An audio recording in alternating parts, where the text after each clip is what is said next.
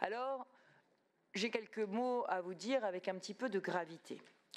L'enseignement supérieur, en France comme en Île-de-France, doit rester le lieu du savoir et de la pensée critique, où s'épanouit la liberté académique dans le respect mutuel des opinions de chacun. Et c'est au nom de cette conviction que nous vous proposons aujourd'hui cette charte républicaine.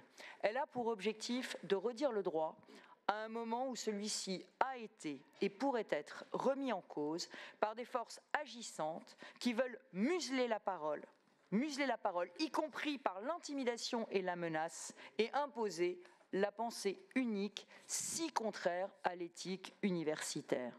Alors, ce qui s'est passé à Sciences Po, et notamment la violence des actes antisémites qui ont fait que certains étudiants vivaient dans la peur, nous a conduit à lancer cette réflexion sur cette charte.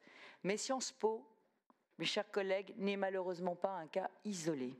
Je vous le dis, c'est avec inquiétude que je vois certaines universités ou écoles, sous l'influence de mouvements dont la radicalité nous éloigne largement de l'humanisme universitaire, refuser d'organiser des colloques sur des sujets de recherche, comme la radicalisation islamiste par exemple. Je les cite pour des raisons de sécurité.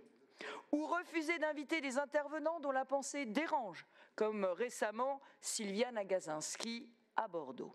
Alors vous connaissez mon attachement aux universités, un attachement très profond, un attachement à la liberté académique, un attachement à leur autonomie dont j'ai toujours fait mon combat. Mais soyons clairs, cette charte, c'est nullement un frein à l'autonomie ou à la liberté, mais c'est tout le contraire.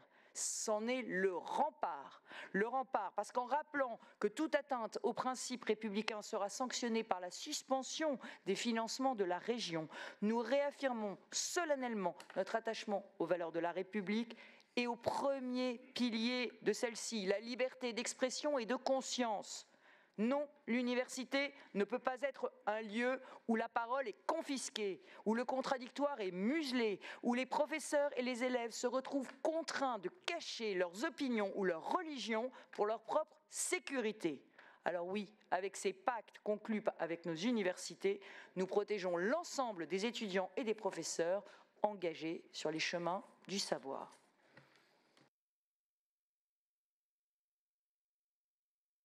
De rejet GCEC, ça ne me surprend pas, comme pour la charte de la laïcité il y a quelques années, mais vous en reviendrez, Madame Malézé. Alors, motion de rejet. Merci Madame la Présidente.